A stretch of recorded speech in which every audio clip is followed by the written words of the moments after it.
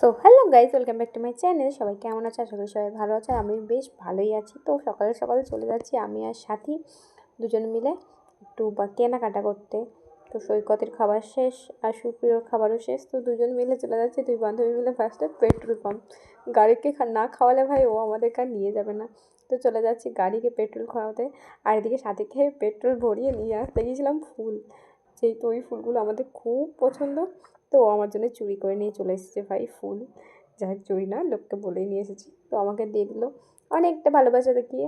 তো তারপরেই চলে এলাম স্মার্ট পয়েন্টে, আর বাকি কথাগুলো ওর কাছ থেকেই শুনে নাও। কিনে দিবি বল, কিছু লিবি না কিনে দিবি?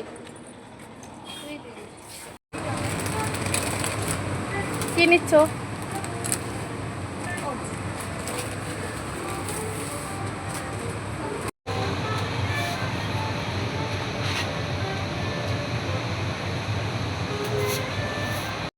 সো ভাই আমি প্রচুর বাজার করে নিয়েছি, আর সাথেও প্রচুর বাজার করে নিয়েছে। বিলিং তো হয়েছে হাই লেভেলের।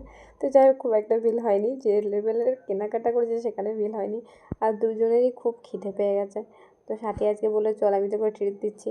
তো এখানটা করে আমাদের পরোটা খুব একটা ফেমাস একটা জায়গা বাস স্ট্যান্ডের মধ্যে। তো এখানে আমি দুদিন খেতে এলাম। যাই হোক, বাস দাঁড়িয়ে লোকগুলো আমাদেরকেই দেখছে। সাথী বলছে কিছু হয় না, খাবার জিনিস খাবি, তো এরকম একটা ব্যাপার।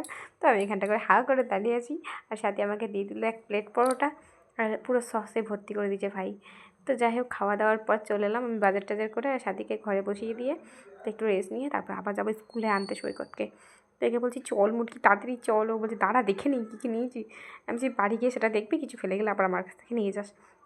তো এই নিয়েই আমাদের সারাদিনটা বেশ খুনসুটিভাবে চলে যায়। তো সারাদিন তো আমার কাছে থাকে না ও, আর ফোনে চলে। যাই হোক, আমার খুব ভালো বন্ধু, মানে এত অল্প সময়ের মধ্যে ওর সঙ্গে আমার এত ভালো বন্ধুত্ব হয়ে গেছে তার ঠিক নেই। তো তারপরে চলে এলাম স্কুলে, আর এই যে স্কুলে বসে আছি আমাদের ছেলেদের স্কুল ছুটি হওয়ার জন্য। তো তারপর ওদেরকে নিয়ে আমি একবারে বাড়ি ফিরে চলে এসেছি, আর এটাই এসেই জামা কাপড় ছেড়ে ভাই সবজি কাটতে বসে পড়েছি, যেহেতু রান্না করতে হবে। আর আমি স্নান টান করে একবারে গেছিলাম। তো সৈকতকে বলছি, সৈকত এসে ওকে খাইয়ে দাইয়ে নিয়ে তারপর আবার ভিডিওটা চালু করেছি। তো ওর জন্য আবার রান্না বান্না করতে হবে দুপুরবেলাতে, যেহেতু সকাল সকাল ভাত খাওয়া অভ্যাস আমাদের। তো তার জন্য আর সৈকতকে কিছু একটা বলছিলাম, আমার জাস্ট মনে নেই সৈকত কি একটা বলছিল আমাকে, তো আমি চুপ করে সেটাই শুনছিলাম। আর এই যে আমি পটলের খোসাটা সুন্দরভাবে চারিটায় রেখে দিচ্ছি, এবার কাটাকুটো হয়ে রান্না হবে। তো আমার পুরো ডান কাটাকুটো।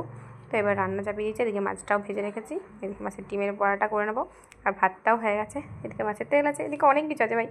সো সৈকতকে বলছি একটু গরম হাত দিস না। তো ভিডিওটা এখনকার মতো এখানেই শেষ করলাম, দেখা হবে নেক্সট প্লটে, টাটা।